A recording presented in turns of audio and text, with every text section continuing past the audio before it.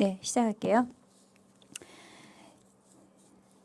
자, 우리가 지난 시간에 하박국까지 했었죠. 오늘 대선지서 예레미야에 대해서 이제 시작을 할 텐데 오늘 분량이 꽤 많아요. 그래서 저희가 이제 예레미야 강해를 총 한 3번에 걸쳐서 제가 어떻게든 마무리를 해보려고요. 보통 여러분들이 아마 예레미야 강해 하고 치면 거의 대부분이 뭐 한 30강 이상은 기본이거든요.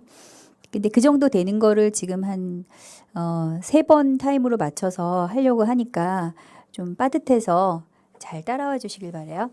자, 예레미야. 오늘은 우리 대선지자 중에서 눈물의 선지자로 유명하죠. 예레미야에 대해서 공부하겠습니다. 자, 우리 예레미야가 살았던 시대가 어떻게 돼 있죠? 예. 보시면 이 그림만 봐도 아시죠?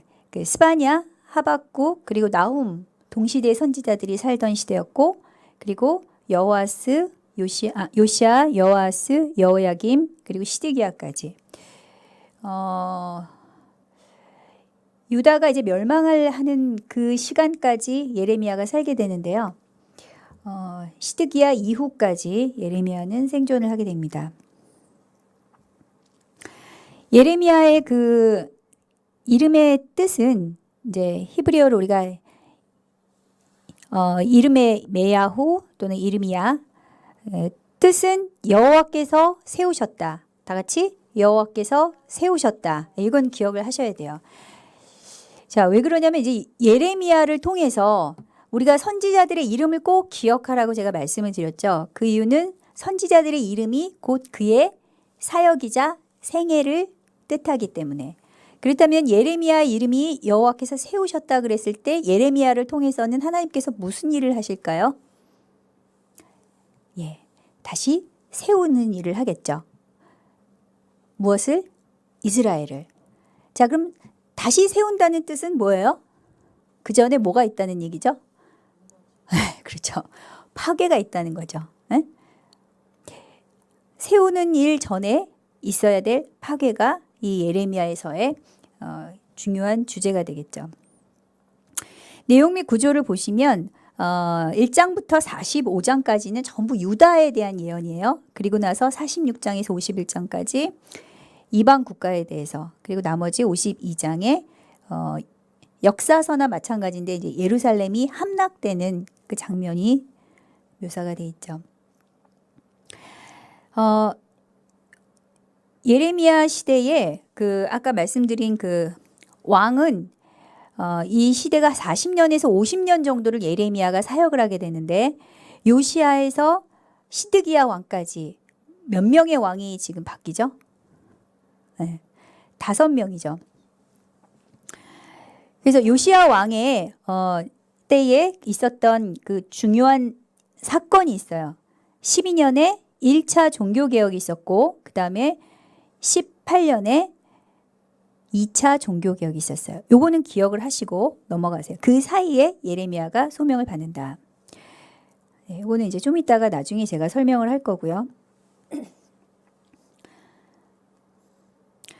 자, 남유다 왕의 16대 요시야 시대부터 예레미야는 시작이 돼요. 그래서 오늘은 이 5명의 왕들의 시대 중에서 제가 요시야 시대를 중점적으로 들어갈게요. 그 여러분들한테 제가 이제 유인물을 드렸는데요. 받으셨나요? 네. 자, 이거를 뭐 나중에라도 제가 드릴게요. 이게 굉장히 중요한 도표예요. 이거는 이제 제가 직접 만든 건데 왜 이렇게 했냐면 다른 그 선지서들이나 이런 거랑은 성경이랑은 굉장히 구분되는 독특한 특징이 있어요. 그 예레미야라는 선지자만의 그 독특한 특징이에요. 근데 이분은 상당히 동양적인 분이세요. 그래서 쉽게 말하면 그 이렇게 딱딱딱 논리적으로 구분이 되는 분이 아니에요. 그냥 뭐 꽂히면 이 얘기했다가 저 얘기했다가 왔다 갔다 왔다 갔다. 그러니까 동양적, 그러니까 주제별로 이렇게 뭐가 중요하다 그러면 중요한 거. 약간 예술가 스타일이신 것 같아요. 그래서 보시면은 이게 색깔별로 이렇게 해놓은 이유가 있어요. 그 빨간색으로 표시한 부분이 요시야 시대예요. 그러면 순서대로 지금 돼 있나요? 아니죠. 지금 보다 보면은 재밌어요. 뭐 1장에서 6장까지는 이제 요시야 시대인데 8장, 9장 같은 경우에는 그 시대에 뭐가 섞여 있어요? 뭐 여호야 김 시대도 있고 파란색도 섞여 있죠. 여호야 긴 시대도 있고. 그럼 뒤로 가다가 뭐 이런 식으로 해서 갑자기 30장, 31장에 가서 또 요시야 시대예요. 자, 이 도표를 이렇게 해서 지금 색깔별로 이렇게 구분을 해서 하지 않으면 여러분들이 그 배경을 갖다가 설명을 제대로 할 수가 없고 이해를 할 수가 없어요. 본문을 이해를 할 수가 없어요. 왜 이 본문이 나왔는지를 알 수가 없어요. 그래서 제가 이렇게 했던 그 이유를 여러분들이 잘 아시고 그것을 놓고 성경을 읽을 때 같이 보시면 이해가 잘 가실 거예요. 그래서 파란색으로 그러니까 지금 노란색으로 표시한 거는 여호아하스. 그래서 22장 같은 경우에 보면 어떻게 돼 있죠? 예, 세 시대가 같이 있어요. 여호아하스, 그 다음에 여호야김, 그리고 여호야긴. 무려 세 시대가 같이 있죠. 그리고 이제 초록색은 여호야김으로 했고요. 그리고 파란색은 여호야긴으로 했고, 시드기야 보라색, 그리고 그다랴 이렇게 회색, 그리고 요하나는 좀 더 진한 회색으로 이렇게 제가 구분을 했습니다. 잘 기억해 두시고요. 그래서 오늘 하는 거는 이 중에서 요시야 시대, 요시야 왕의 시대에 해당되는 본문만 제가 셀렉션해서 들어갈게요. 요시야 시대 그 치센에서 이것도 이제 제가 따로 이렇게 본 건데 이거는 윌리엄 엘솔 그의 그 구약 개관이라는 책이 있어요. 참고서인데 이제 그 책을 기준으로 해서 시대별로 제가 구분을 한 거예요. 그래서 요것도 제가 그 유인물을 해드렸는데 혹시 요 화면을 그 뒤에서 제 얼굴 말고 화면만 나올 수 있게 해줄 수 있으면은 그렇게 요 화면만 그렇게 들어가시면 좋을 것 같아요. 자, 627년이에요. 자, 처음에 시작이 되는 게 627년인데 이때는 언제냐? 요시야 왕 몇 년도? 12년도예요. 13년도예요. 근데 요시야 12년도에 1차 개혁이 있었어요. 그러면은 예레미야가 소명을 받는데 몇 년 있다가 소명을 받은 거죠? 종교개혁 요시야가 시작하고 1년 있다가. 자, 여기까지 따라오셔야 돼요. 요시야 왕이 종교개혁을 해요. 종교개혁을 하는데 종교개혁을 하고 나서 1년 있다가 예레미야가 소명을 받는 거예요. 자, 이제 1장 들어갑니다. 역대하 34장에 거기 나오죠. 1장 3절에 제12년에 유다와 예루살렘을 비로소 정결하게 해서 그 산당들과 아세라 목상들과 아로색인 우상들과 부어 만든 우상들을 제하여 버리매 다 찍어버리죠. 요시야가.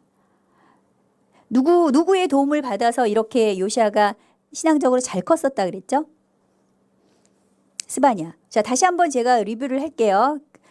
자, 요시야는 누구의 아들이죠? 아몬 왕의 아들이죠. 아몬의 아버지는 므낫세.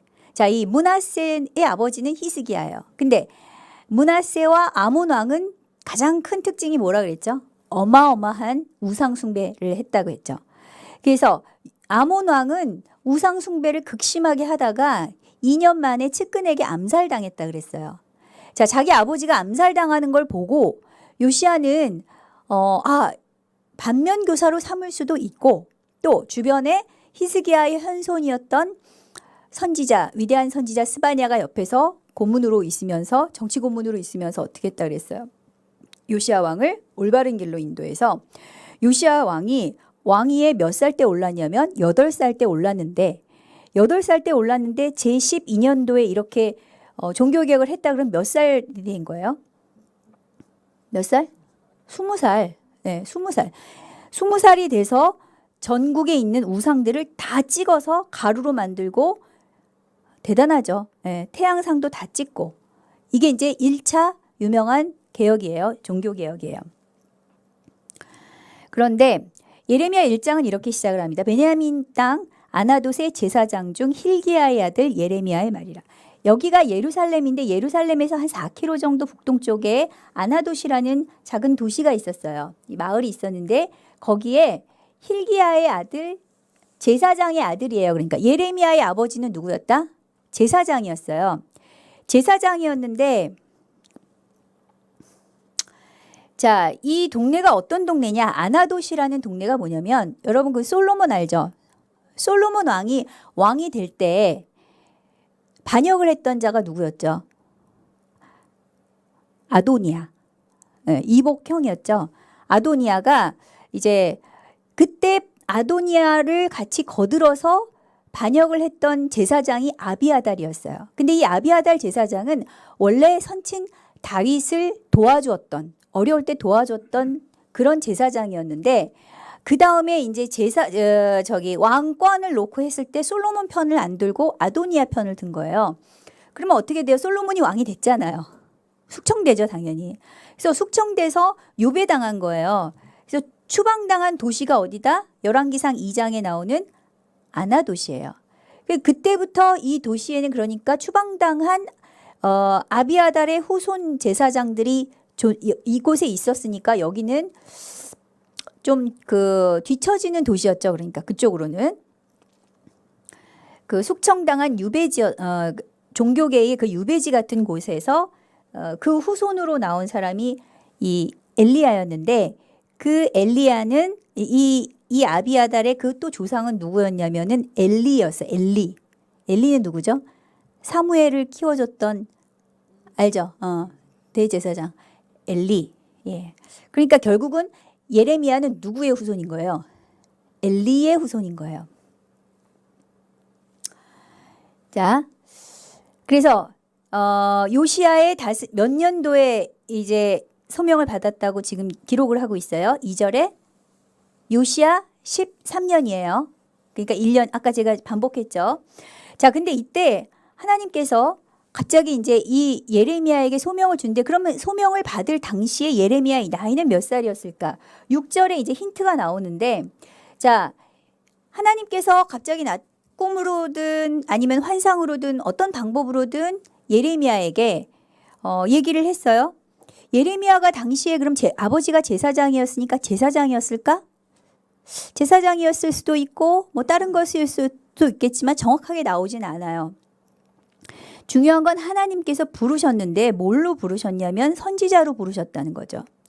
자, 그랬을 때 6절에서 나는 아이예요. 예레미야 내가 너 좀 써야 되겠다. 그랬더니 나는 아이예요. 그랬어요. 이 아이라는 말은 히브리어에서 무엇을 뜻하냐면 결혼하지 않는 사람이에요. 결혼하지 않는 사람으로 보는 게 유력해요. 그냥 뭐 8살, 9살 된 그런 아이가 아니라 그러면 결혼하지 않는 청년들의 나이는 보통 몇 살로 볼까요? 20대 초반이에요. 20대 초반. 그래서 학자들 사이에서는 이때 당시에 예레미야의 나이가 20살 정도였을 것이다. 20살에서 21살. 그러니까 그러면은 요시야하고 몇 살 차이예요? 거의 동갑내기. 그래서 제가 지금부터 이제 설명할 땐 요시야와 예레미야의 나이를 그냥 또래 친구 정도로 제가 설명을 들어갈 거예요. 그럼 여러분들이 이제 감이 잡히셔야 돼요. 20대의 왕이, 젊은 왕이 온갖 우상 숭배로 도배가 됐던 도시를 예루살렘을 막 지금 이스라엘을 다 개혁을 하고 있어요. 개혁을 하는데 한쪽에서 하나님께서 종교계의 리더를 세우시는데 누굴 세우시는 거예요? 새파랗게 젊은 20대. 똑같은 나이에. 자, 이걸 보고 있었던 예레미야가 그 종교개혁하는 요시야를 이렇게 보면서 마음이 막 흥분이 됐겠죠. 막 흥분이 되면서 막 떨리고 우리나라에 저런 사람이 하나님을 정말 사랑하는 사람이 왕이 됐구나. 너무 좋아하고 있었을 때 하나님께서 너도 해 하고 지금 시키는 거예요. 에? 그러니까 이제 예레미야가 아니요, 저는 아니에요. 저는 지금 말도 못하고요. 막 그랬더니 뭐라 그래요? 7절에 자, 파란 거 한번 다 같이 읽어보시죠. 너는 아이라 하지 말고 내가 너를 누구에게 보내든지 너는 가며 내가 네게 무엇을 명하든지 너는 말할지니라. 굉장히 중요한 거예요. 자, 이게 왜 중요하냐면 이 시대가 이제 앞으로 뒤에 나와서 본문을 보면 아시겠지만 어마어마하게 타락했던 시대예요. 이스라엘 역사상 가장 타락했던 시대예요. 자, 요시야가 지금 이제 막 개혁을 했지만 개혁을 한다고 해서 그 배경을 여러분들이 잘 감을 봐야 돼요. 사람들이 거기에 다 따라왔을까요? 동조했을까요? 요시야 왕 혼자서 하는 거예요, 지금. 아시겠어요? 사람들은 지금 아직 거기에 쩔어 있어요. 우상 숭배 쩔어 있다고요. 그 쩔어 있는 상황에서 지금 하나님께서 누구를 지금 택하신 거예요? 제사장을 택했어요? 아니면 알려진 선지자를 택했어요? 누구를 택했어요? 지금으로 말하면 평신도예요. 지금 이 말을 우리나라 지금 현대어로 만약에 번역을 한다면, 지금 우리가 알기 쉬운 말로 표현한다면 이렇게 설명하면 돼요. 하나님, 저 신학교도 졸업 안 했어요. 아직 정규 과정, 선지자 학교도 나오질 않았어요. 저 아직 제사장 수업도 다 마치지 못했어요. 저는 그냥 평신도예요. 저 그냥 학생이에요. 아무것도 몰라요. 그런데 제가 가서 기라성 같은 그런 머리 하얀 이 종교계의 리더들 앞에서 당신들 지금 잘못했다. 당신들 이대로 가면 나라가 망한다. 이런 말을 지금 저보고 하라고요? 저 못해요. 여러분 같으면 안 그러겠어요? 지금 그 상황이라는 거예요.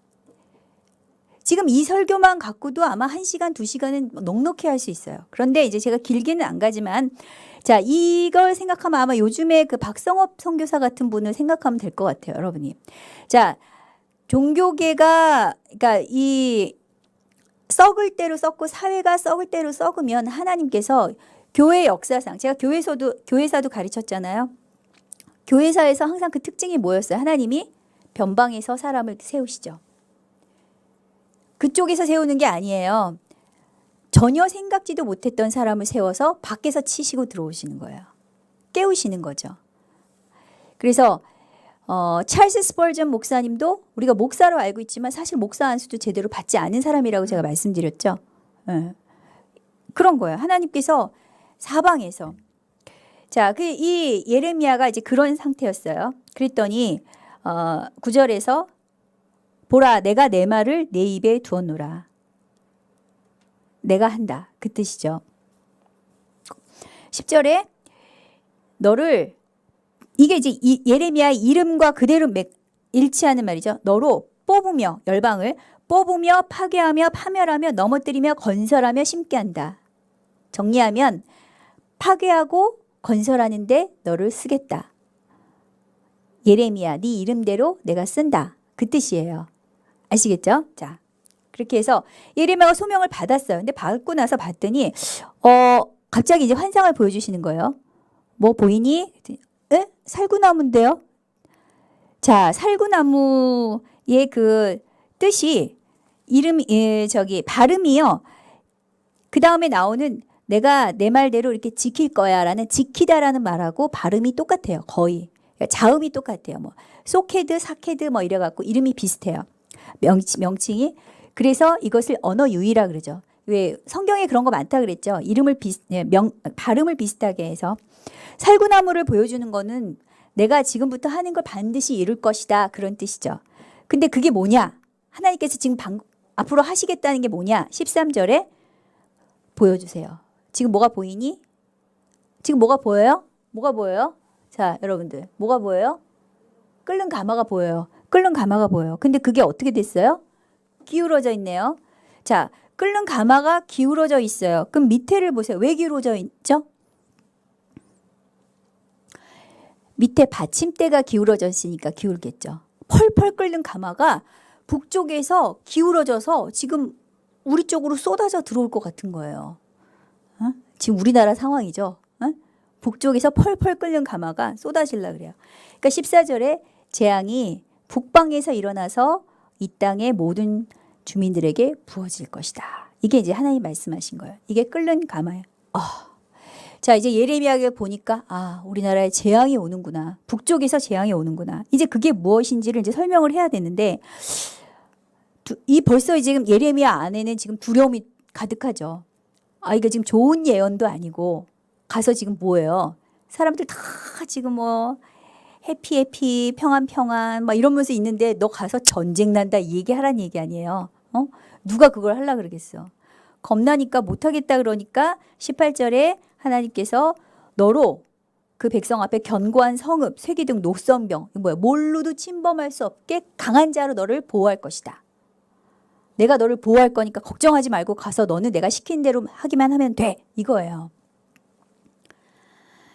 자, 이건 뭐 여러분들 잘 아시는 거지만 이때 당시에 국제 정세는 어떻게 됐다 그랬죠? 원래 아수르가 여기 이스라엘까지 다 다스리고 있었는데 어떻게 됐어요?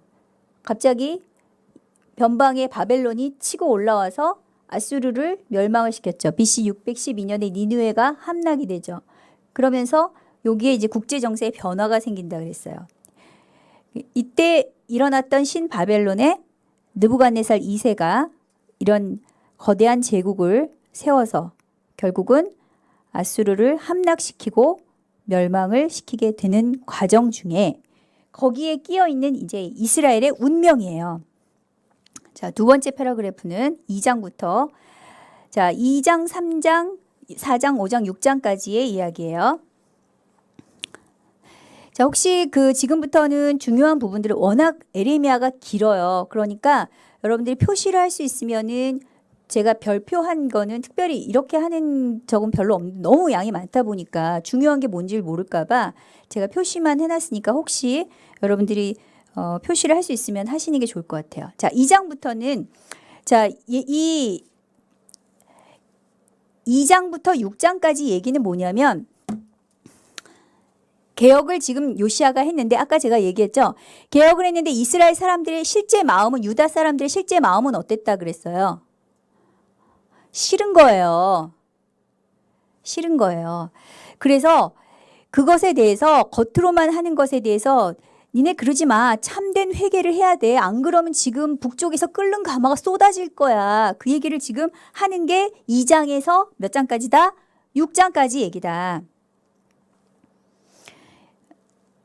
네. 그래서 이제 2장의 얘기가 나오는 거는 뭐냐면 성경에서 지금 하나님과 이스라엘, 하나님과 유다의 관계를 뭘로 표현했다 그랬어요? 구약에서 계속 남편과 아내의 관계로 표현했다 그랬죠? 자, 2장 2절에서 3절 얘기는 뭐냐면 신혼 때 사랑을 기억해라. 우리가 왜 결혼해가지고요. 제가 이제 남편하고 결혼할 때 정말 아무것도 없어서 그 300만 원짜리 사골세 방에 들어갔어요. 그것도 친구들이 이렇게 돈 주고 뭐 부모님이 잠깐 이렇게 한 그거 가지고서는 그 방에 들어갔어요. 학생 신분이었기 때문에. 그 사람들이 보면 이제 미쳤다 그러죠. 그런 데서 하루에 1,000원 갖고 살았어요. 하루에 1,000원 갖고. 그냥 어쩔 때는 밥도 굶고 그렇게 살았어요. 신혼 때. 근데 그래도 좋더라고요. 그 신혼 때의 첫사랑. 예? 이스라엘 광야에서 애굽에서 나왔을 때 이스라엘 백성들이 하나님을 믿고 보따리 싸갖고 쫓아온 그 장면을 하나님은 그렇게 본 거예요. 신혼 때 그 세댁, 나 좋아서 따라온. 너는 나의 첫 열매다. 5절에 근데 그렇게 나를 순수하게 따라왔던 그 사랑은 이제 어디 갔고 내게서 무슨 불의함을 받기에 네가 나를 멀리하고 그 엄한 남자 쫓아다니냐. 그 얘기예요 지금. 헛된 것을 따라 사느냐. 2장 9절 보시면 이 말은 뭔 말이냐면 그러므로 내가 다시 싸우고 너희 자손들과도 싸우리라. 이거는 내가 법대로 하겠다 그 뜻이에요. 법대로 처리하겠다. 자, 율법에서 법대로 처리하면 어떻게 돼요? 아내가 바람이 나면 죽이든지 끝나는 거죠. 예? 그 남편한테 보내든지 죽이든지 끝나는 거죠. 자, 11 자, 이 사방에다가 한번 얘기를 해봐라. 이런 일이 있었냐? 11절 보세요. 세상에 어느 나라가 자기 신을, 자기 하나님을 팔아먹냐? 세상에 어떤 나라에서 어느 나라 백성이 자기 신을 다른 나라 신에 팔아먹는 신이 있었냐? 근데 니네가 그랬다. 그 얘기예요. 자, 13절에 내 백성이 두 가지 악을 행했는데 생수의 근원이 된 나를 버린 것과 스스로 웅덩이를 판 것인데, 자, 이게 무슨 말이냐면 이스라엘에는 건기와 우기가 있어가지고 우기 때가 되면은 비가 너무너무 많이 오는 거예요. 비가 갑자기 많이 올 때가 있어요. 그러면 갑자기 비가 많이 오면 그 웅덩이들이 이렇게 있자. 우리 지금 같이 아스팔트 같이 딱 깨끗한 게 아니라 웅덩이들이 있잖아요. 그럼 거기에 물이 막 이렇게 고여 있죠. 그러면 거기는 이제 물이 귀한 동네잖아요. 그럼 웅덩이에 있는 그 물이 막 넘칠 때 그 물을 갖다가 이제 쓰는 거예요. 그래서 웅덩이에 있는 물을 하느라고 근데 그 물을 조금 더 받으려고 원래 있던 샘물을 갖다 막아버리는 거예요. 에? 샘물을 왜냐면 거기로 또 물이 들어갈까 봐 그거를 막고 그렇게 하는 게 있었대요. 그럼 지금 그 얘기예요. 그러면 어떻게 돼요? 나중에 그 샘물을 막아버리면 어떻게 돼요? 생수의 그 물은 생물은 찔찔 나오죠. 조금씩 나오지만 그렇지만 그것은 없으면 안 되는 거죠. 근데 여기는 웅덩이의 물은 지금은 그렇지만 좀 있으면 이거 어떻게 되는 거? 없어지는 거잖아요. 지금 없어질 사라질 것들의 눈이 당장에 있는 이익에 눈이 멀어서 우상 숭배하고 자기의 이익을 위해서 진짜 생수의 근원이 되는 누굴 버렸다? 하나님을 버렸다. 니네가 지금 하는 꼴이 이 꼴이야. 그 뜻이에요. 또 2장에 종이냐 이스라엘이 종이냐 시종이냐 어찌하여 포로가 되었느냐. 자, 시종이라는 거는 대를 이어 종이 되는 거예요. 자, 이스라엘은 지금 뭐예요?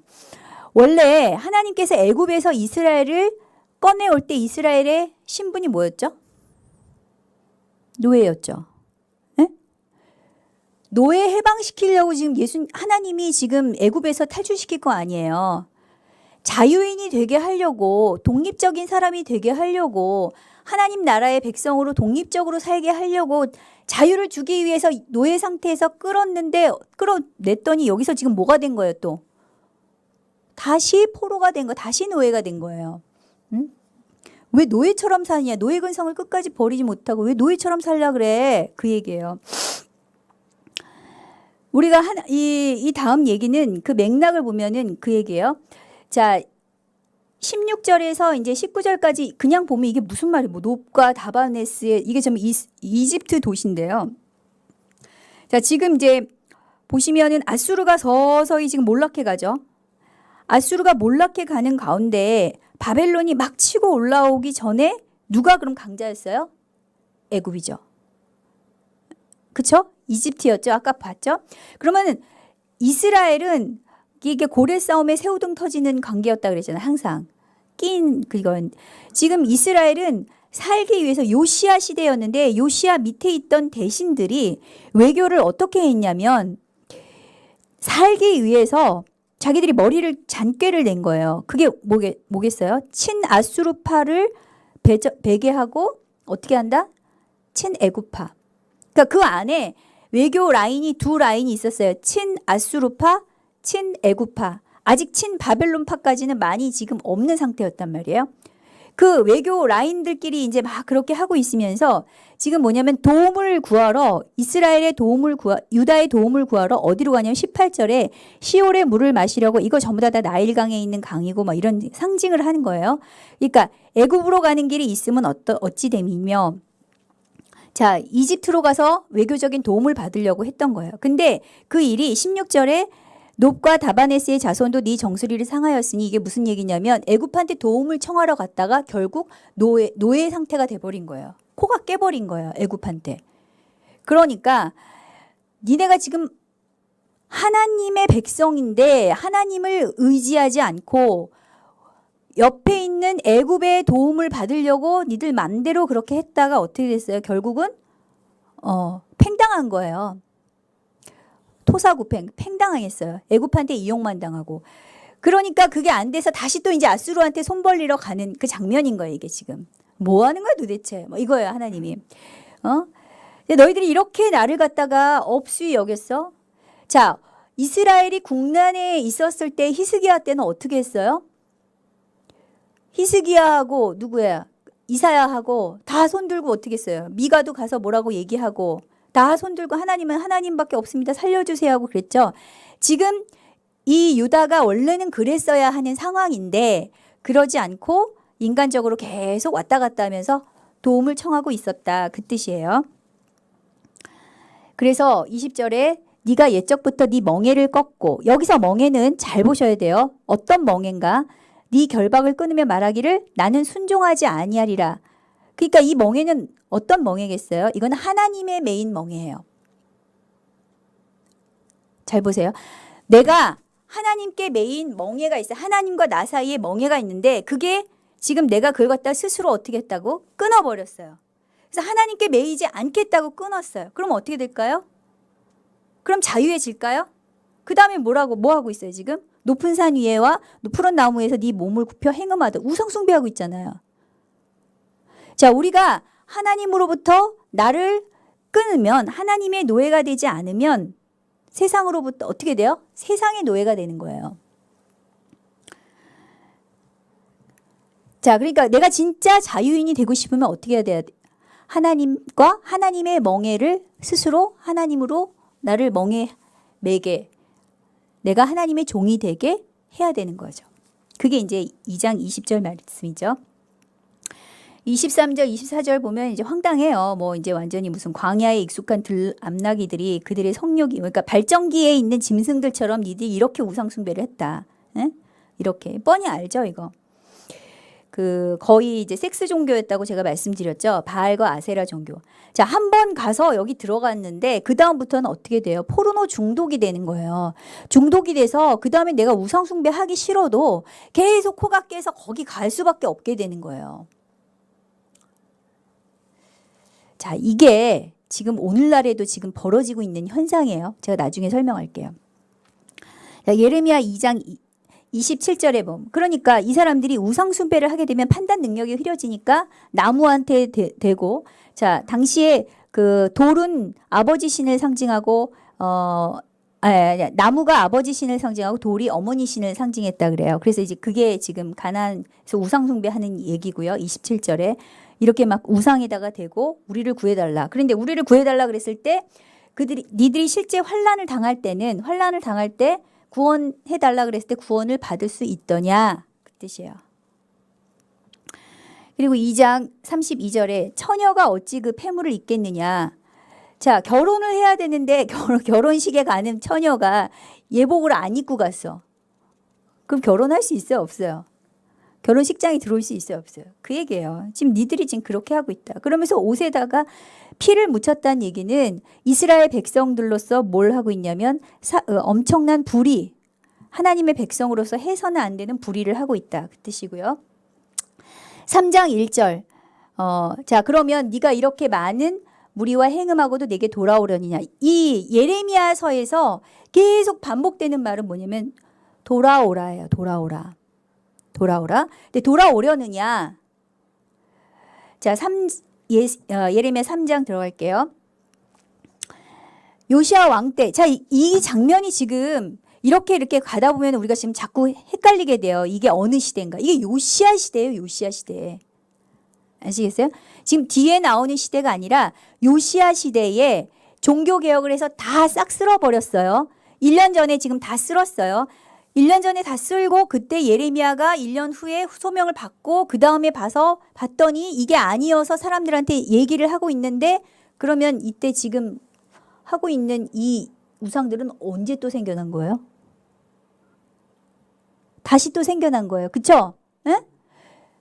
사람들이 강제로 그거를 없앴지만 사실은 산당에서 또 그걸 만들어서 또 하고, 이게 지겹도록 한 거예요. 지금 지독하게 이게 끊어지질 않은 거예요. 자, 그러니까 자, 이게 북이스라엘이 망하고 지금 100년 후 얘기란 말이에요. 북이스라엘이 왜 망했어요? 우상숭배에서 망했죠. 그러면 너희들도 똑같이 이렇게 되려느냐라고 지금 계속 얘기를 하는 거예요. 돌아와라. 그러니까 돌아와라. 이거 지금 내가 보니까 차라리 먼저 망한 북이스라엘이 니들보다 훨씬 더 의롭다. 11절.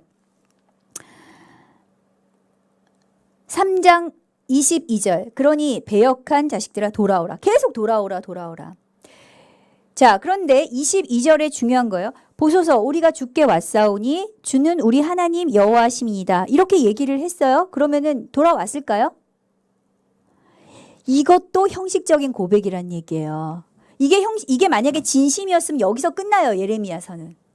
돌아오면. 근데 돌아온 게 아니라 그 다음에 이게 립서비스였어요. 그러니까 하나님이 아시죠? 4장 1절에 그래서 이스라엘아 그래 돌아오려면 돌아와. 힘 빠진 목소리예요. 돌아오라. 이때의 말은 돌아올 거라는 기대가 되는 말이에요? 아니에요. 이미 포기한 거야, 하나님의 마음이. 그래서 4절에 3절에 묵은 땅을 갈고, 자, 너희들의 상황은 지금 이렇게 묵은 땅 같다 이거예요. 묵은 땅이 뭐예요? 지금 뭐 있어, 여기? 예. 가시덤불 있죠. 또 뭐 있어요? 막 돌도 있죠.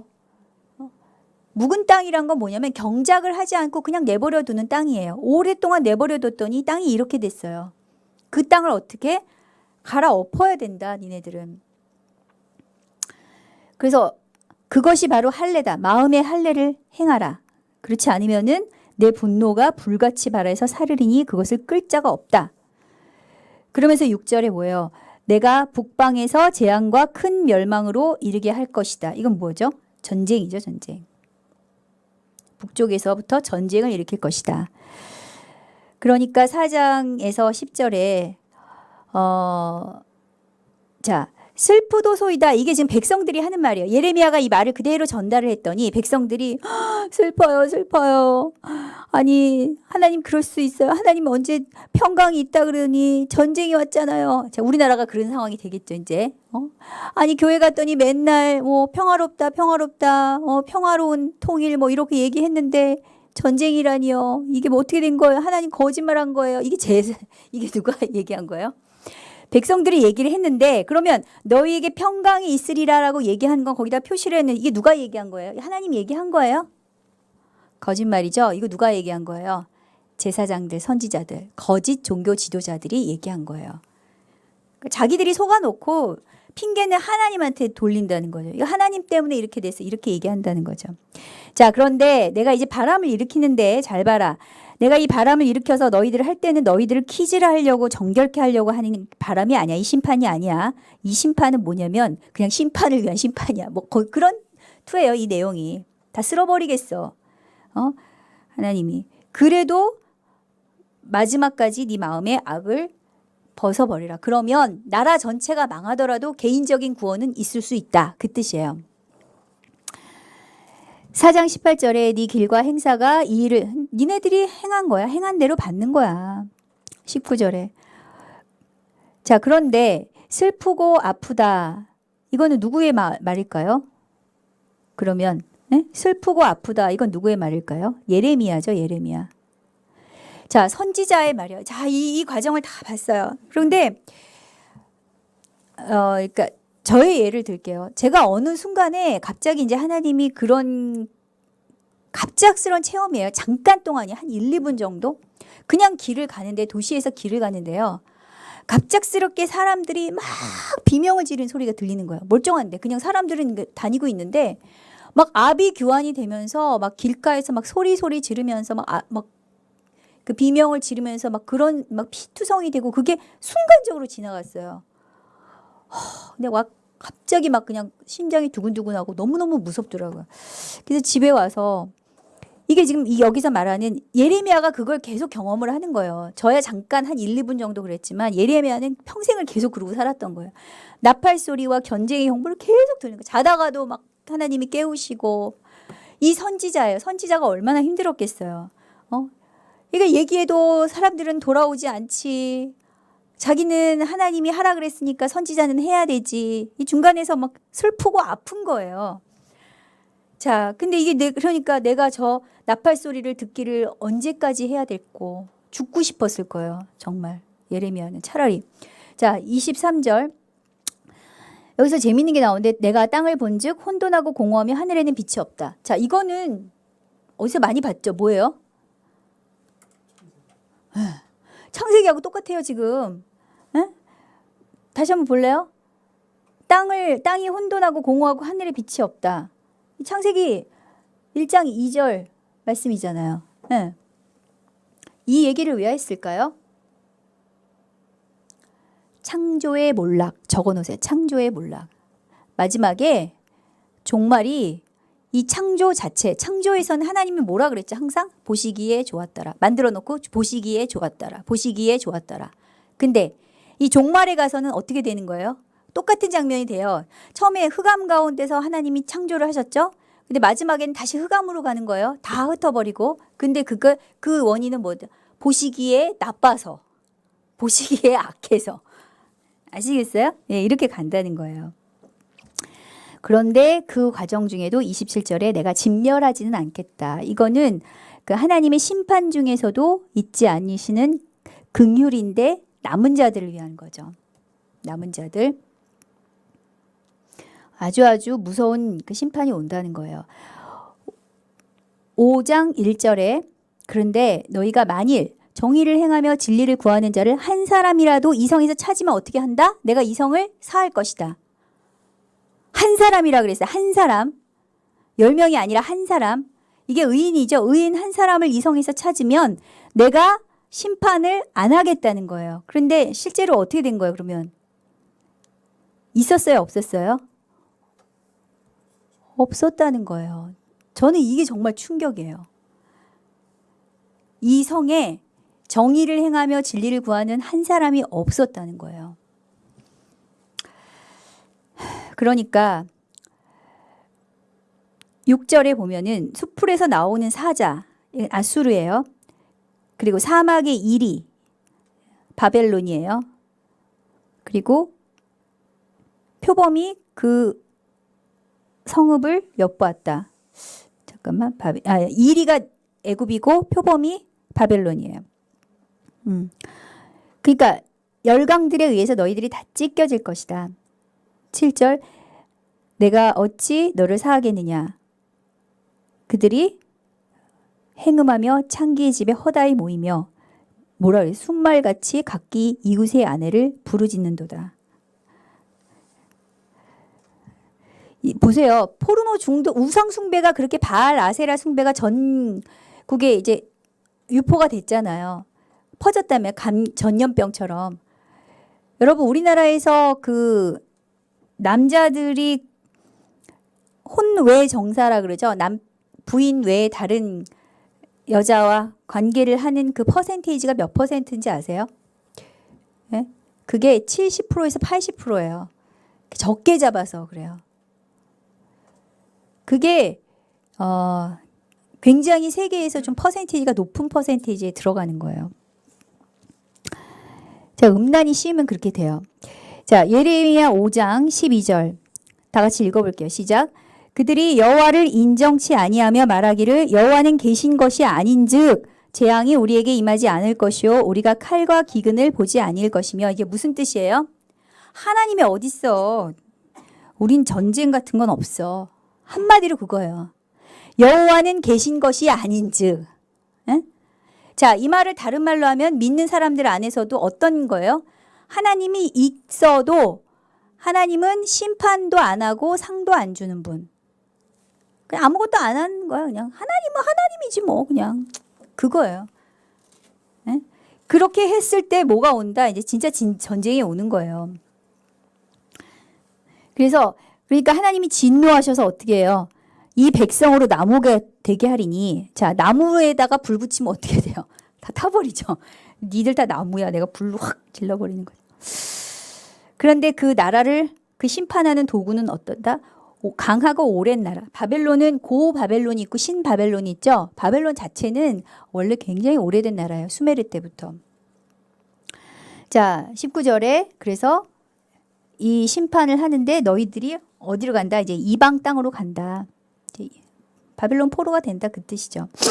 5장 26절에 자, 5장에서 지금 26절과 31절이 동그라미 치시고 26절에서 얘기하는 거는 뭐예요? 내 백성 너희 중에 악인이 있어서 이 악인은 이 권세자들이에요. 그러니까 정치인, 뭐 사법부, 법관들, 뭐 이런 사람들이죠. 전부 뭐 국회의원, 뭐 이런 사람들. 그들이 다 악해가지고 다 속여먹고 사기치고 재판도 다 그냥 뇌물 먹고 지들 마음대로 재판하고 악한 재판하고. 그러니 내가 보복하지 않겠냐? 게다가 이런 것을 뭐라고 이렇게 하면 안 된다라고 얘기를 해야 될 너희 지금 목사들 뭐 하는 거야? 31절에 선지자들은 거짓으로 예언하고 그걸 아예 권력으로 삼는다는 거죠. 제사장들은 권력으로. 어떤 교회는요. 참 기가 막히더라고요. 목사가 목사 사진을 걸게 했대. 그 좌파 목사인데 그 집집마다 자기 사진을 걸. 아, 참 욕이 나와요. 자, 6장 1절에 그러니까 1절에 예루살렘 가운데서 피난하라. 드고와 나팔 다 같은 발음이에요. 베닥게렘 깃발 이것도 같은 발음이에요. 자, 재앙이 북쪽에서 오니까 전쟁이 온다. 그러니까 도망쳐라 한마디로. 도망가! 그 뜻이에요. 빨리 도망가. 빨리 도망가. 지금 전쟁 나 이런 뜻이에요. 2절에 시온의 딸은 예루살렘이에요. 내가 예루살렘을 치겠다. 자, 이 말이 되게 중요한 거예요. 이 당시에 그 신학은 뭐였냐면 예루살렘은 어떤 일이 있어도 멸망하지 않는다 해서요. 예루살렘이 만약에 멸망한다면 그것은 곧 지구의 종말이다. 이 신학이 있었어요. 그랬는데 보기 좋게 안 됐죠. 자, 그래서 6절에 근데 하나님 분명히 말했잖아요. 예루살렘은 벌받은 성이다. 벌받는다 니네. 7절에 셈이 왜 벌받냐? 너희들 안에서 악이 쏟아지니까. 에? 여러분 한류 팝 좋다 이거야. 그런데 그걸 통해서 또 엄청난 악이 퍼져나가죠. 자, 우리가 선교를 많이 했어요. 선교지에 선교사들이 막 소련이 무너지고 중앙아시아에 막 가면서 안 되는 땅들 막 가면서 많이 선교를 했어요. 근데 제가 그 선교지에서 직접 들은 얘기예요.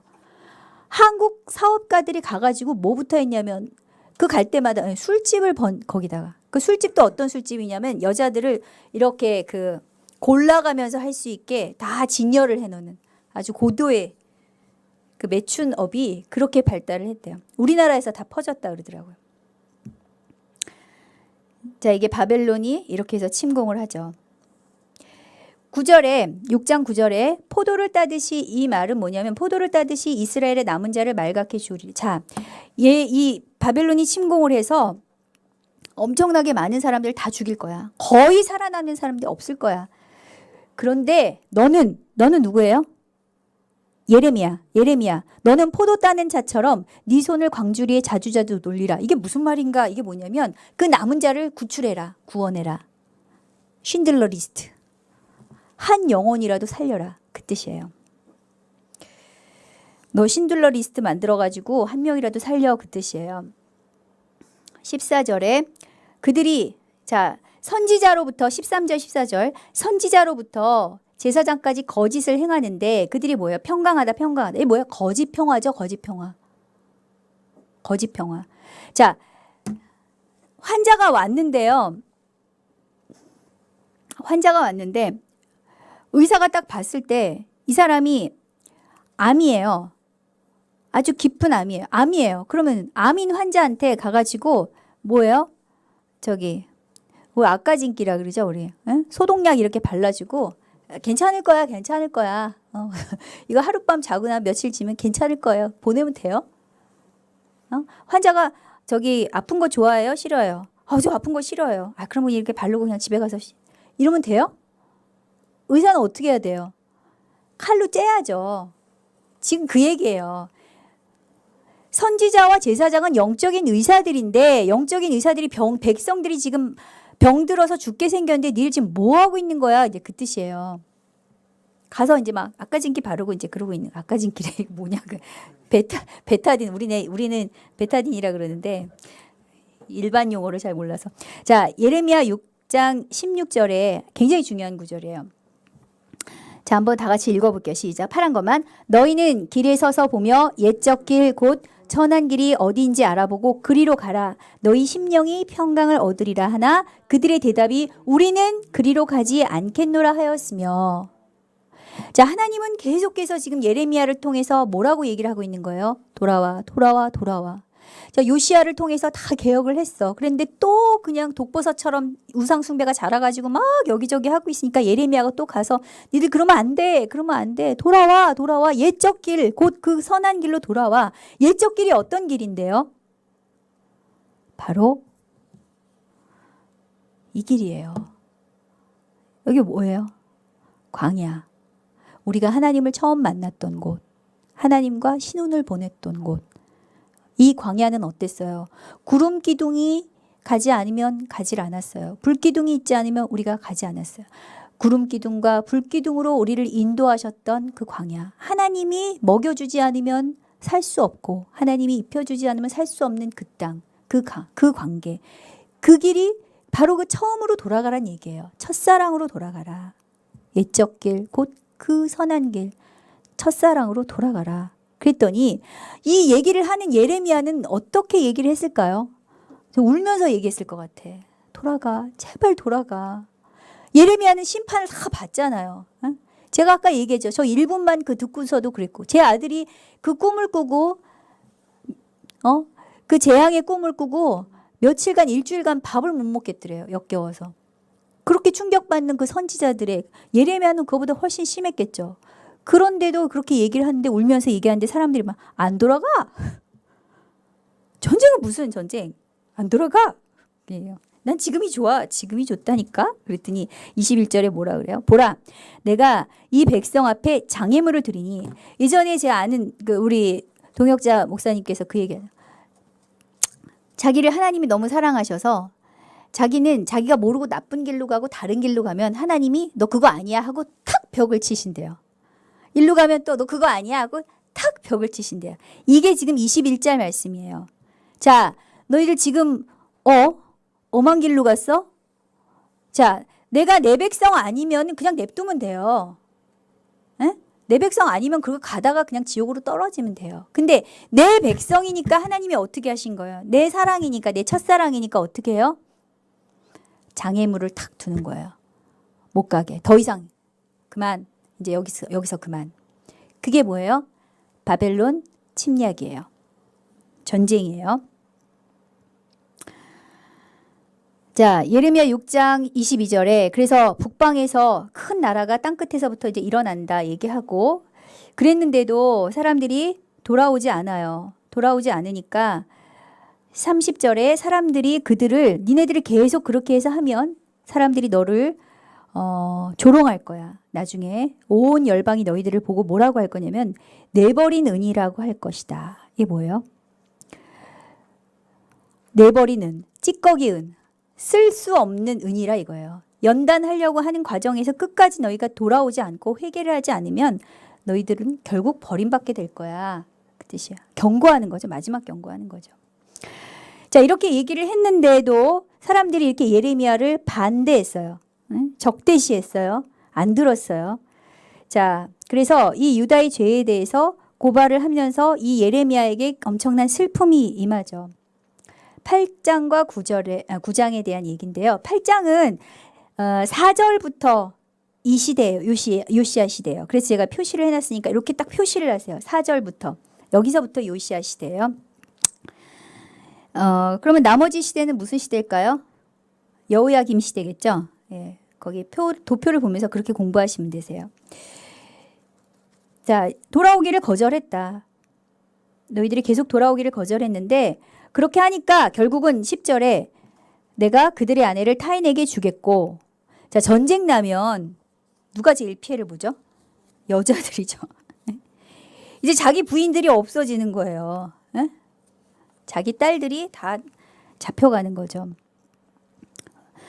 이거는 유다의 총체적인 타락을 얘기를 하는 거예요. 어떤 지도자들만이 아니라 사실은 백성 전체가 타락했다. 너희들이 작은 자로부터 큰 자까지 다 사리사욕에 사로잡혀서 욕심을 부렸다. 너희들이. 그러면서 평화 거짓 평화만 너희들이 앵무새처럼 외쳤지. 어디 한번 당해봐라. 17절에 내가 술법으로도 제어할 수 없는 뱀과 독사. 이건 피할 수 없는 재앙이에요. 너희들이 뭘 해도 이 재앙은 피할 수 없어.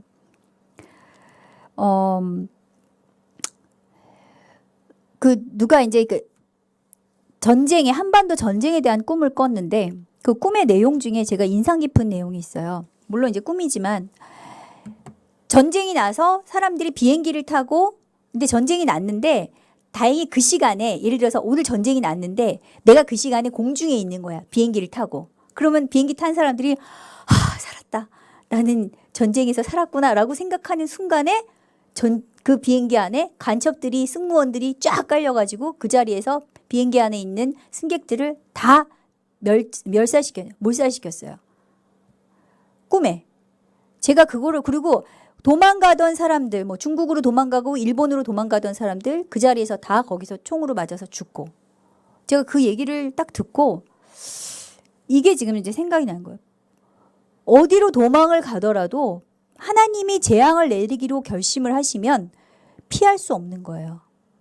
이렇게 무서운 게 하나님의 심판이에요.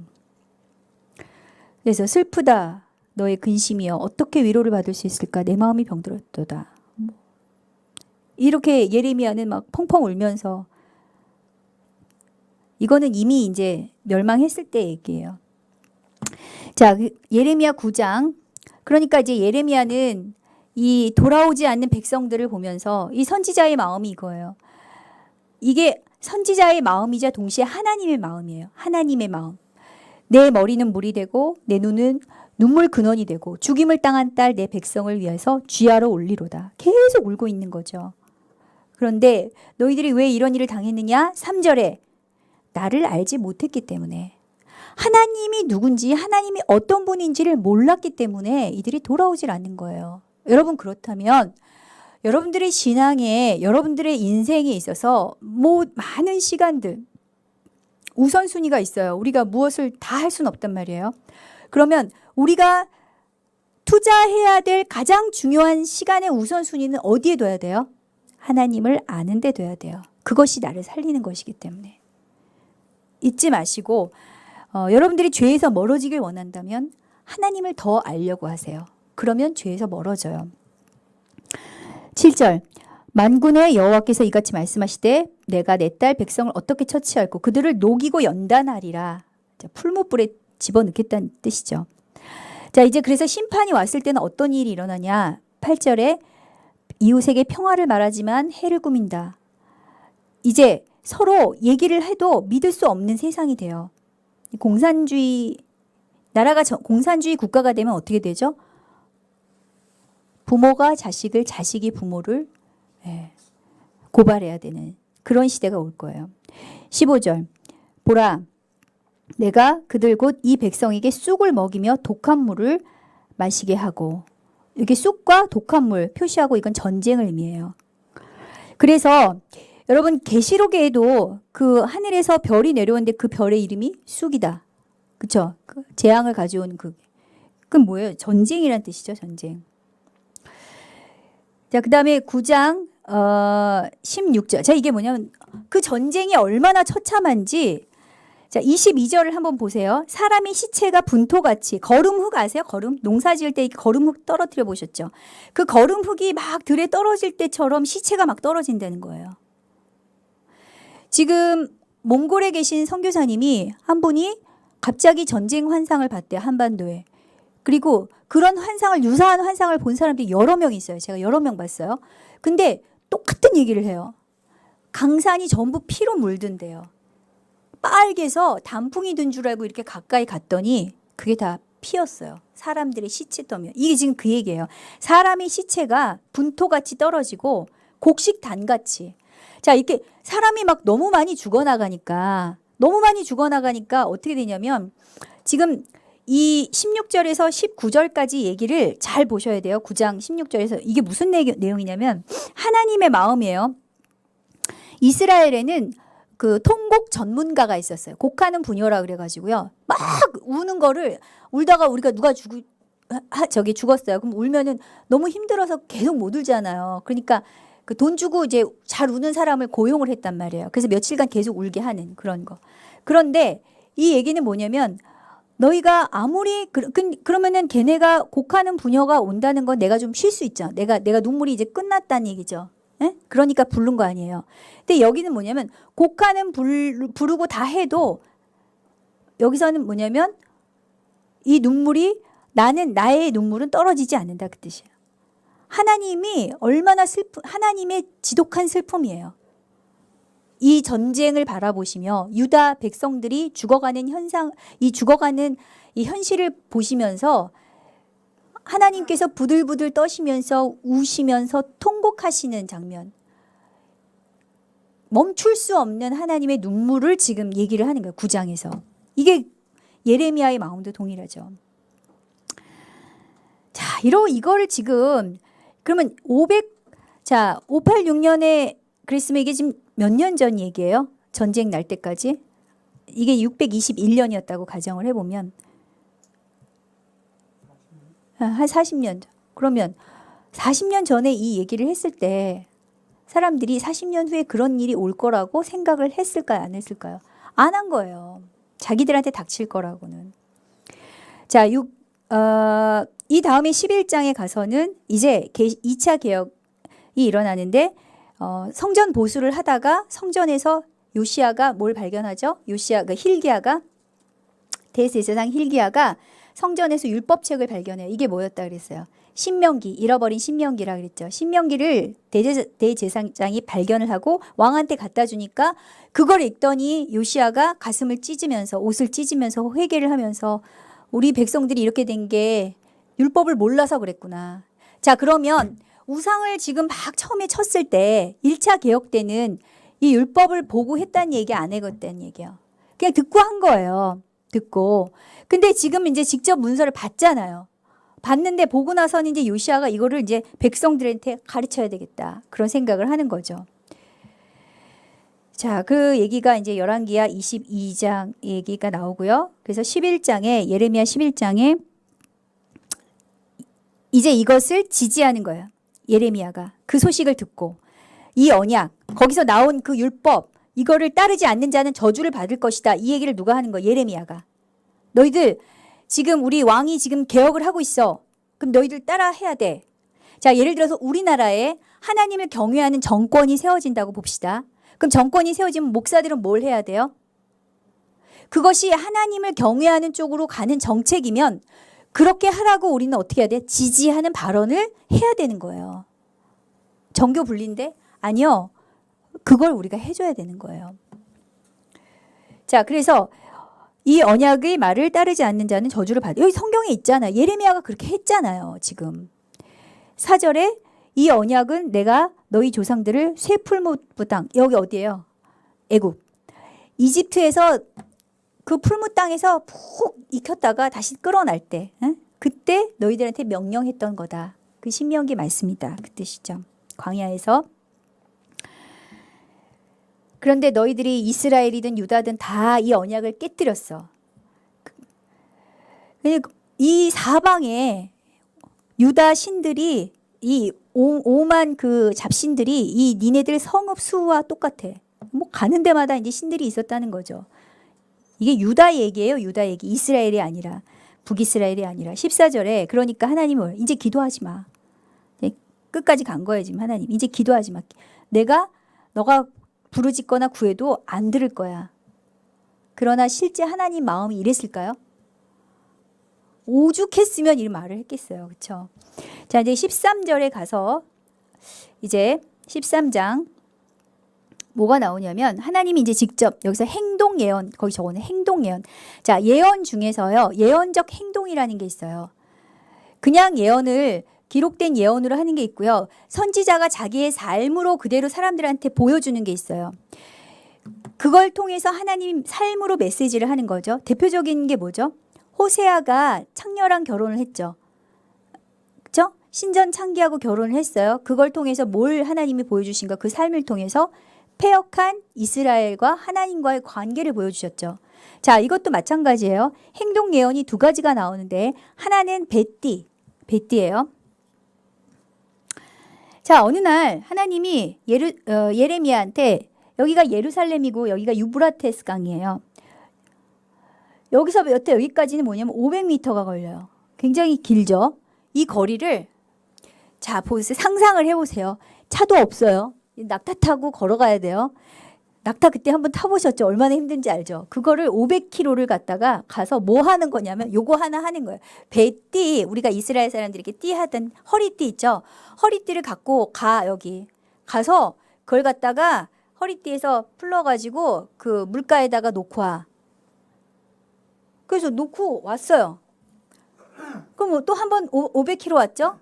그 다음에 또 좀 있다가 다시 얼마 안 있다가 시간이 지난 다음에 다시 갔어요. 찾아봐. 어떻게 됐겠어요? 응?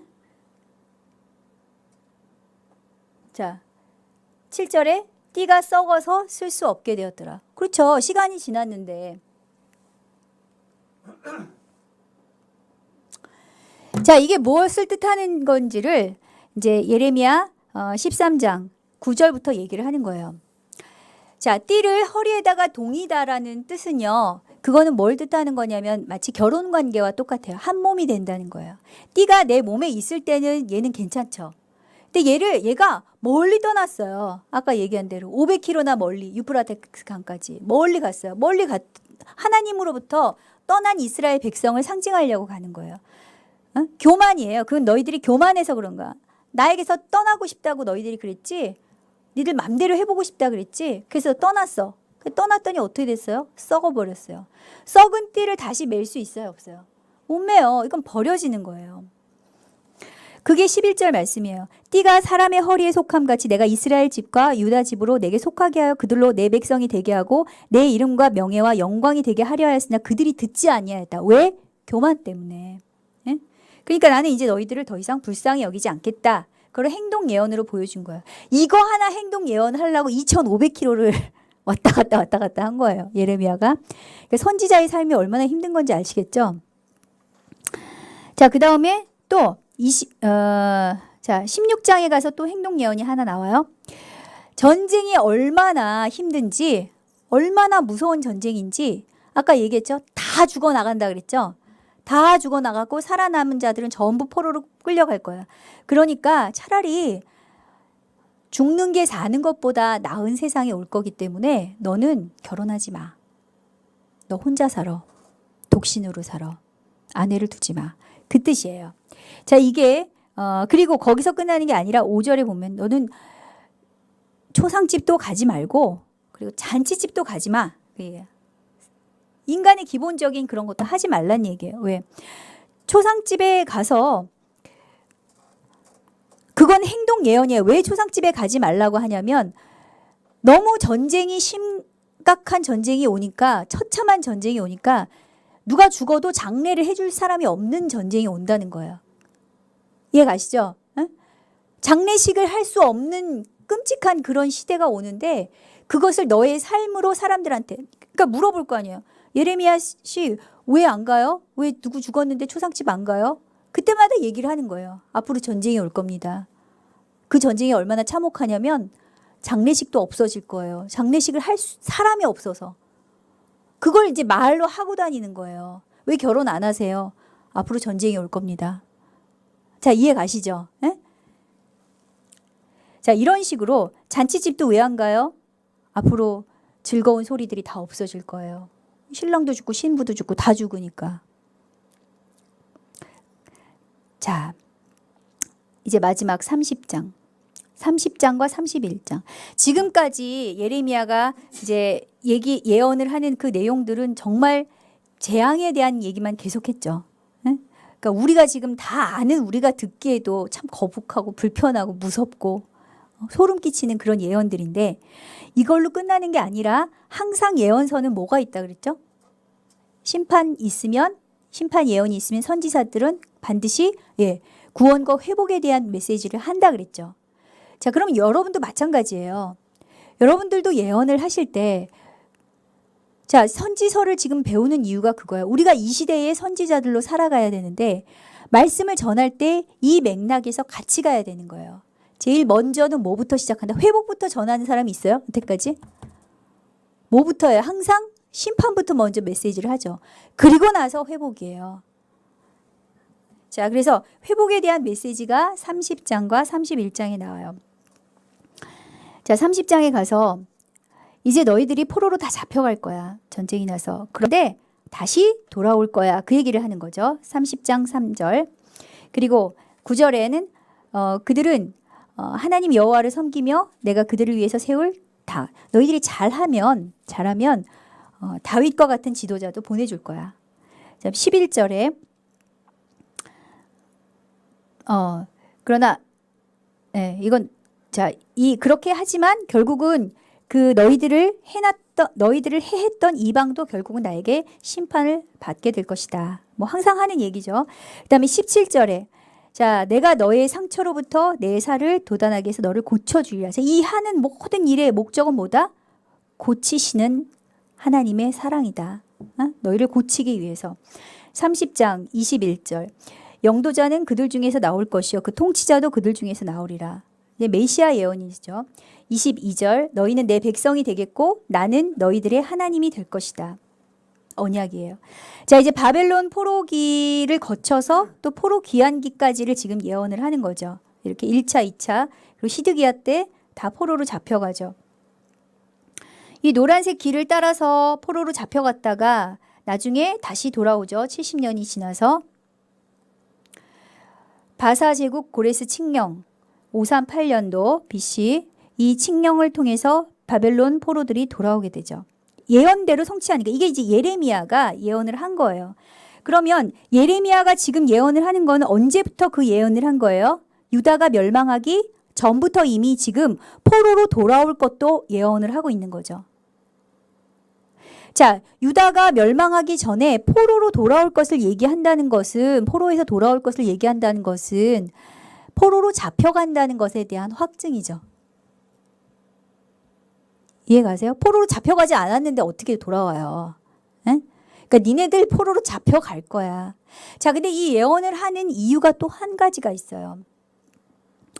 자, 이제 한반도 전쟁과 관련된 얘기를 할 때 사람들이 예언하는 것 중에, 그러니까 뭐 안 좋은 쪽으로 예언하시는 그런 내용들 중에 이런 얘기가 있어요. 사람들이 너무 갑작스러운 이런 변화, 끔찍한 이런 변화 앞에 엄청나게 많은 사람들이 자살을 할 거라는 거예요. 자살을 택한다는 거예요. 자, 유다 역시 마찬가지였어요. 유다인들은요, 유태인들은 자존심이 전 세계에서 가장 센 민족이에요. 자신들의 가장 중요한 그 자존심인 예루살렘이 함락이 되는 순간에 마사다 항전 보셨죠? 다 자결하는 거 보셨죠? 이 사람들 뭐예요?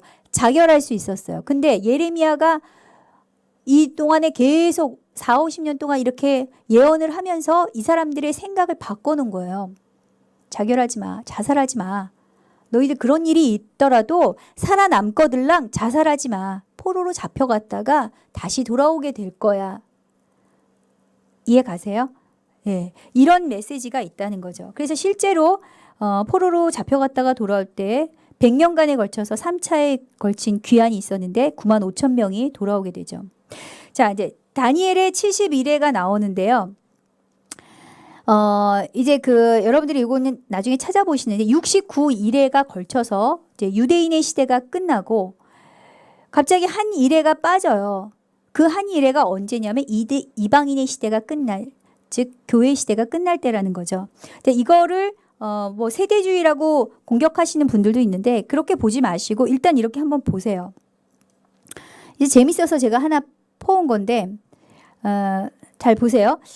예수님의 초림 다음에요. 70년이 있다가 뭐가 왔어요? 예루살렘 멸망이었어요. 예? 이게 AD 70년의 유대 멸망, 성전 파괴, 티투스 장군 아시죠? 예?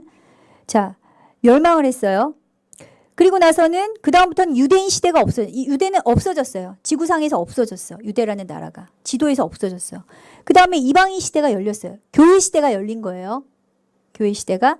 그러다가 뜬금없이 1948년도에 다시 이스라엘이 이스라엘 땅에 건국이 됐어요. 그리고 나서 70년이 되는 해가 2018년도라는 거죠. 뭔가 일어날 수도 있다. 뭐 이런 얘기가 있는 건데 한번 보시고요. 그리고 중요한 거는 이제 2017년도에 작년에 예루살렘을 트럼프가 수도로 선언을 했죠. 국제 정세에 의해서 된 것이지만 그것도 다 하나님의 섭리 가운데 있다는 거죠. 1차 대전 이후에 시온주의 운동이 일어나요. 그래서 유대인들이 다시 고토에서 이스라엘을 건국하고자 하는 움직임이 일어나는데 그때 이 건국하는 움직임이 일어날 때 1차 대전 말경쯤이죠. 영국이 이 땅을 점령하고 있었어요. 그래서 영국에서 벨포어 선언을 통해서 팔레스타인 내 유대인 국가를 건설을 하는 것을 용인하는 것을 선언을 해요. 그리고 나서 여러 가지 과정을 거쳐서 1948년도에 건국이 되고 1차 중동 전쟁이 발발하는데 1967년도에 6.1 전쟁이라는 전쟁이 일어나요. 이 전쟁을 통해서 예루살렘을 탈환을 하죠. 그래서 여기 보시면은 이스라엘 건국사 보시면 이게 파란색으로 표시된 것이 이게 지금 팔레스타인이에요. 예. 여기 핑크색으로 표시된 게 이스라엘, 유대인이 이제 1차 대전 끝나고 이주하기 시작을 한 거죠.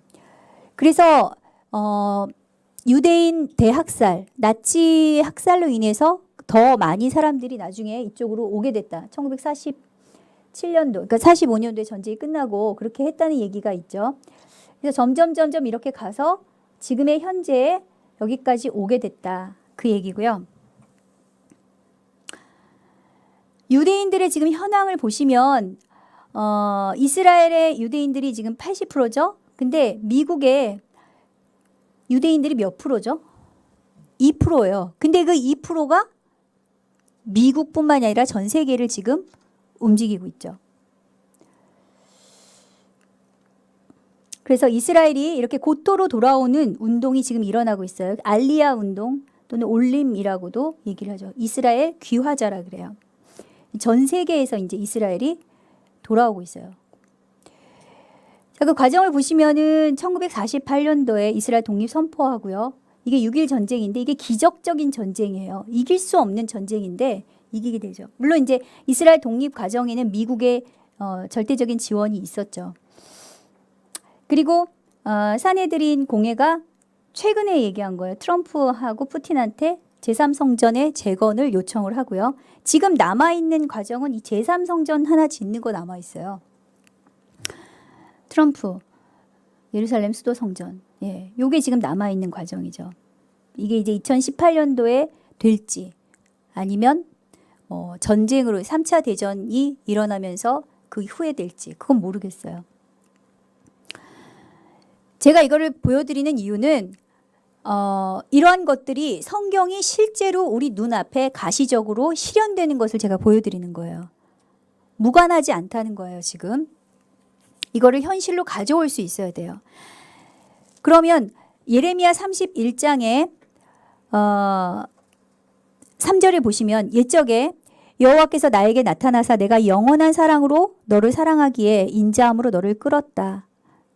자, 이 얘기를 이제 마지막에 이 얘기를 하실 때에 여기는 처녀 이스라엘아 내가 다시 너를 세우리니 네가 세움을 입을 것이요. 자, 이 얘기들이 전부 뭐냐면 마지막 종말에 대한 얘기예요. 제 두 가지 의미로 보는 거예요. 돌아온 이스라엘. 그러니까 바벨론 포로에서 돌아온 이스라엘로 볼 수도 있겠지만 바벨론 포로에서 돌아왔다고 해서 거기서 끝난 게 아니잖아요. 그렇죠? 그래서 나중에 또 로마 때 또 멸망하잖아요. 그래서 여기서 지금 이거는 유대인과 이스라엘이 합쳐진 남은 자들을 다 크게 보는 것이 더 합리적이라고 해석이 돼요. 그런데 재미있는 표현은 그 처녀 이스라엘은 원래 처녀 이스라엘이에요? 창녀 이스라엘이었죠. 정확하게 얘기하면. 그렇죠? 자, 지금까지 제가 얘기한 이 얘기는 앞부분에서는 뭐예요? 이스라엘을 지금 창녀로 얘기하시는 거잖아요. 너 지금 창녀짓 했어. 그 얘기하는 거잖아요. 근데 창녀라고 안 하시고 뭐라고 얘기를 하시는 거예요? 처녀라고 하나님이 얘기를 하시는 거예요. 자, 보라 나는 그들을 북쪽 땅에서 인도하며 땅끝에서부터 모으리라. 이거는 순수하게 유대인 지금 이스라엘을 말할 수도 있고 그리고 큰 무리를 지어서 지금 돌아오는 고토 귀환이 성취되는 거죠. 그것일 수도 있고 마지막 때 주님께 회개하고 돌아오는 주님을 하나님으로 고백하는 이방인을 포함한 교회를 다 포함할 수도 있다. 이렇게 보시면 되세요. 그래서 12절에 물된 동산 같겠고 그 심령이 물된 동산 같겠고 심령이 다시 회복이 된다는 거죠. 그 심령이 물된 동산은 에덴 동산. 에덴 동산을 다시 회복한다는 뜻이에요. 그 다음에 이제 15절에 라마에서 슬퍼하며 통곡하는 소리가 들리니 이거 어디서 많이 봤죠? 어디서 봤어요? 마태복음. 라헬이 그 자식이 없으므로 위로받기를 거절하는도다. 자, 왜 이 얘기가 왜 나와요? 라헬은 죽을 때 라헬의 자녀가 누가 있었죠? 베냐민을 낳다가 죽었어요. 그쵸? 베냐민을 낳다가 죽었는데 먼저 난 자녀가 누구였어요? 요셉이었죠. 라헬을 택한 이유가 있어요. 지금 여기서 본문에서 라헬은 이 유다 전체의 유다와 이스라엘 전체의 통합 국가의 어머니를 상징하는 거예요. 요셉은 에브라임 므낫세 그 북이스라엘의 대표적인 지파를 상징을 하고요. 베냐민은 유다와 함께 남쪽 유다에 있던 지파예요.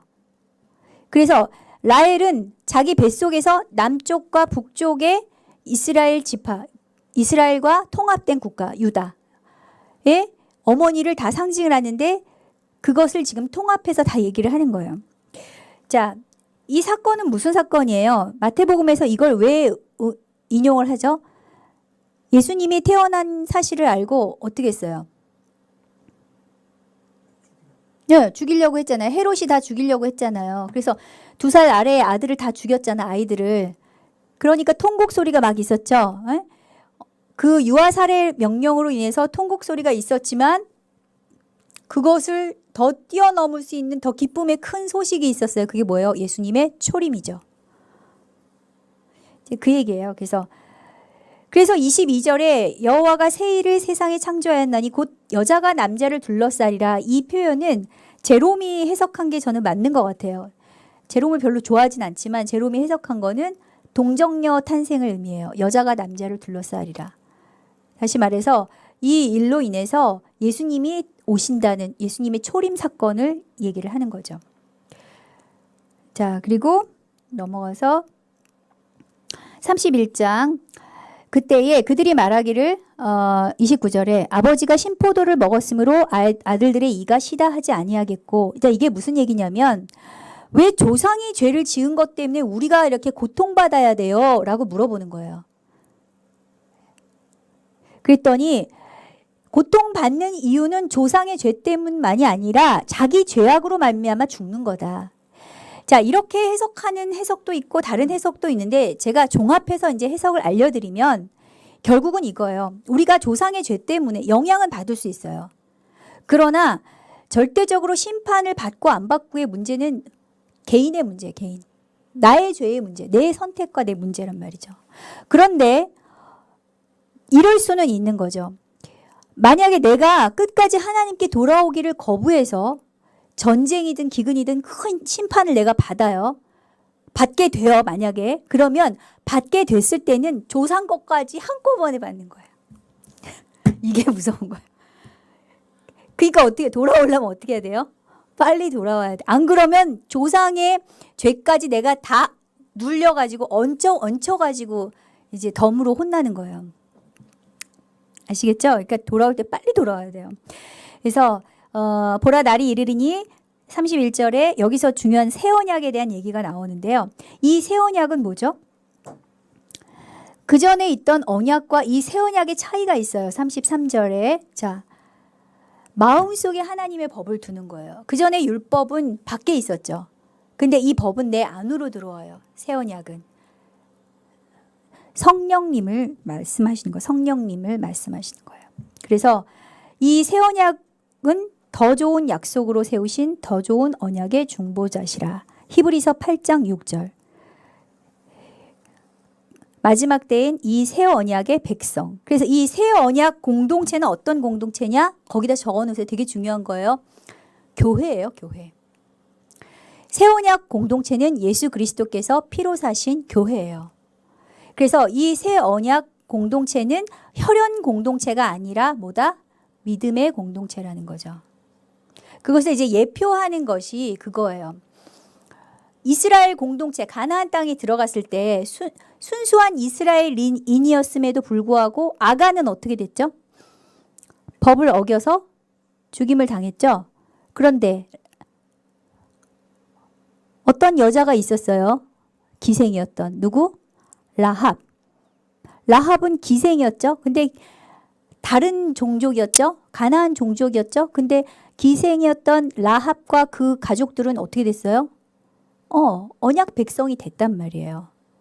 그것뿐만 아니라 나중에 예수님의 계보에 족보에까지 올랐죠. 자, 이제 새 언약 공동체는 그것을 뜻하는 거고요. 31절 장 마지막 장이죠. 그날이 되면은 하나들 그러니까 전 세계의 여호와를 위한 성이 건축이 될 것이다. 그리고 40절에 시체와 재의 모든 골짜기, 이게 흰놈의 골짜기 알죠? 그 왜 우상 숭배에서 애들 불태워서 죽이던 그 몰렉신 제사 지내던 그 골짜기가 거룩한 곳이 된다는 거죠. 그리고 다시는 뽑거나 전복하지 않을 것이다. 자,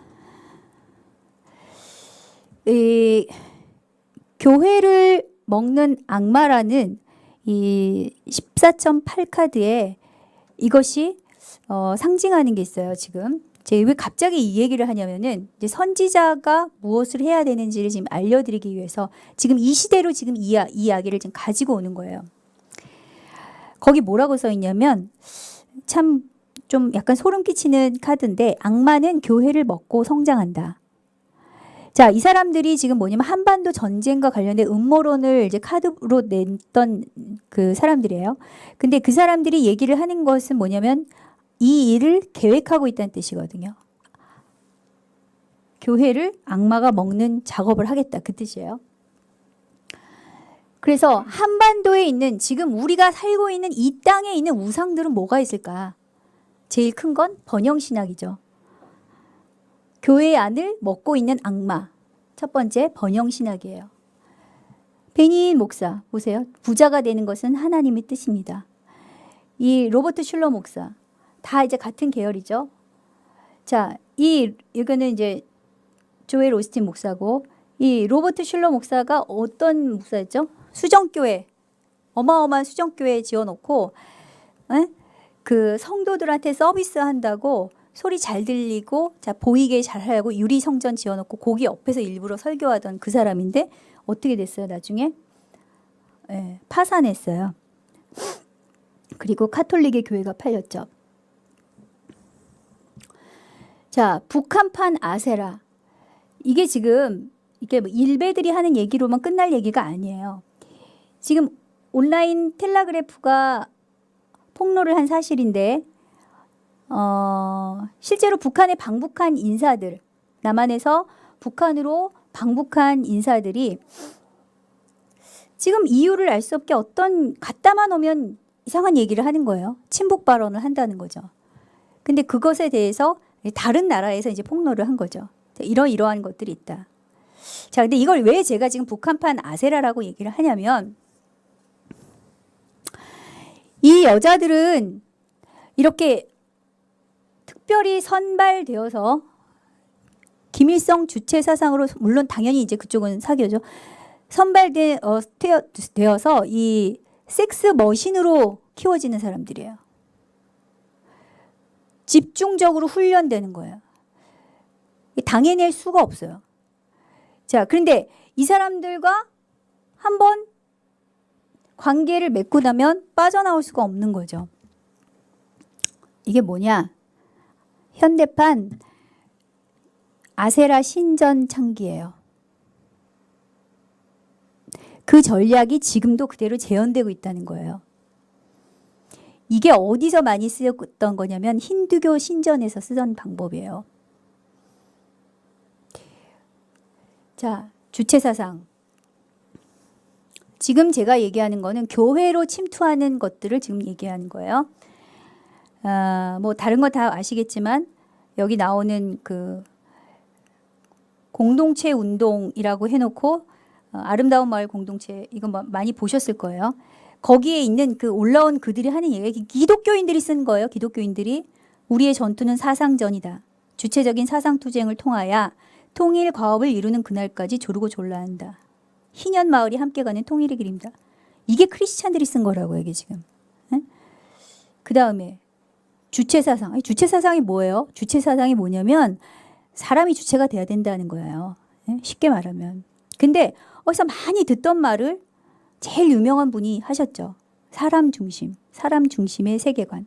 북한 헌법 제3조에 명시돼 있어요. 조선민주주의 인민공화국은 사람 중심의 세계관이며, 보는 대로 읽는 거예요. 주체사상의 기초.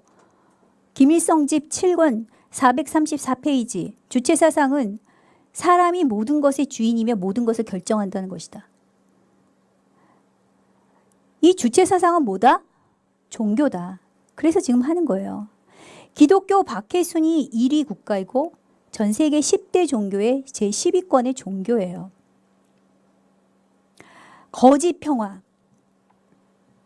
이게 뭐예요? 지금 이거 얘기 누가 하고 있는 건지 아세요? 이거 다 크리스찬들이에요. 네? 자, 이렇게 얘기를 하면서 평화를 외치는데 정작 그곳에서 북한 주민들이 받고 있는 심각한, 정말 상상을 초월한 인권 탄압에 대해서는 한마디도 얘기를 하지 않아요. 종교다원주의, 동성애. 자, 이 배후에 누가 있냐면 NCCK, KNCC라는 한국 기독교 교회 협의회 단체가 있어요. 자, WCC 산하 단체죠. 여기서 지금 주장하는 건 항상 공통적이에요. 평화협정 체결하고 6.15 14선언 이행하고 주한미군 철수, 로마 카톨릭하고 일치운동, 성소수자 차별금지, 동성애 옹호하고 양심수 석방하라. 자, 크리스찬들인데요. 지금 북한을 탈출해온 여종업원 12명을 어떻게 하라고 하고 있어요, 지금? 북송하라는 거예요, 북송. 참 기가 막히죠. 누가 시킨 거겠어요? 조선 그리스도교 연맹이라는 북한 기구죠. 산하 기구죠. 자, 이 NCCK와 조국련이 옛날부터 연대가 돼 있었는데 같은 통속이니까 2017년도 8.15 평화통일 남북 공동 기도문을 발표했어요. 이게 작년이죠. 2013년도에는 이런 기사까지 났어요. 북한 조선 그리스도 연맹에서 박근혜 정부는 사탄의 무리다. 기독교인들 성전에 나서야 한다. 이거 지금 공영 방송에서 나온 얘기들이에요. 지금 제가 읽어주기만 하는 거예요. 이거 대통령 선거 있기 전에 있었던 거 2015년도 기사예요. NCCK 연결돼 있죠. 저 유명하신 대천독 신부님도 연방제 방향으로 통일돼야 된다고 말했고요. 그다음에 오대원 목사 예수전도단이죠. 북한 봉수 칠골교회가 진짜 교회래요. 김일성 찬양을 위해서 만든 교회인데 NCCK 일치기도회 발표, 직제협의회 발표, 이거 다 보셨죠? 자, 이런 상황에서도 과연 괜찮을까? 심판의 사이클을 아시죠? 어떤 사이클에서 벌어진다 그랬죠? 부흥과 번영 축복, 잘못된 신앙, 우리는 안전할 거야. 혼합주의 들어오고 변질되고 사회가 타락하고 그것으로 인해서 그럼 결국 어떻게 된다? 하나님이 심판, 재앙, 전쟁, 기근을 통해서 하시게 되고 남은 자의 회복과 구원은 따로 가신다. 제가 공식이라고 말씀드렸잖아요. 자, 이제 예레미야 1장을 보시면서 이것이 남의 나라 얘기가 아니고 과거 오래된 얘기가 아니다라는 것을 이제 아시겠죠. 끓는 가마가 오고 있어요. 북에서부터 기울었어요. 홀로코스트입니다. 이것이 우리의 미래가 아니라고 아무도 장담할 수 없어요. 예레미야 1장 9절 내 말을 내 입에 두었노라. 선지자가 해야 될 일이 무엇일까요? 응?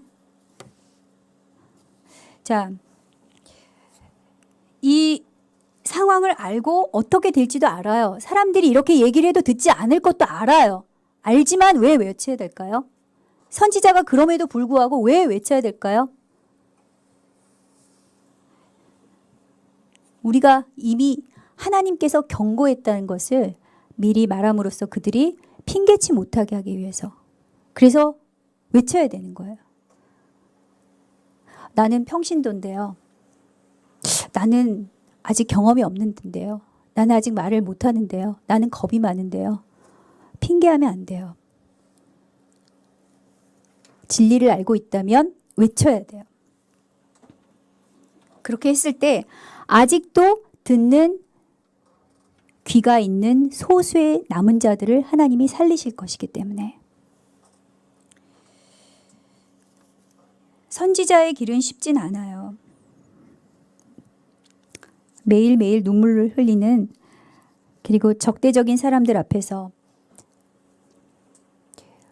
외로운 길일 수밖에 없는 그런 길이에요. 하지만 이 말을 기억해 두시길 바라요. 내 말을 네 입에 두었노라.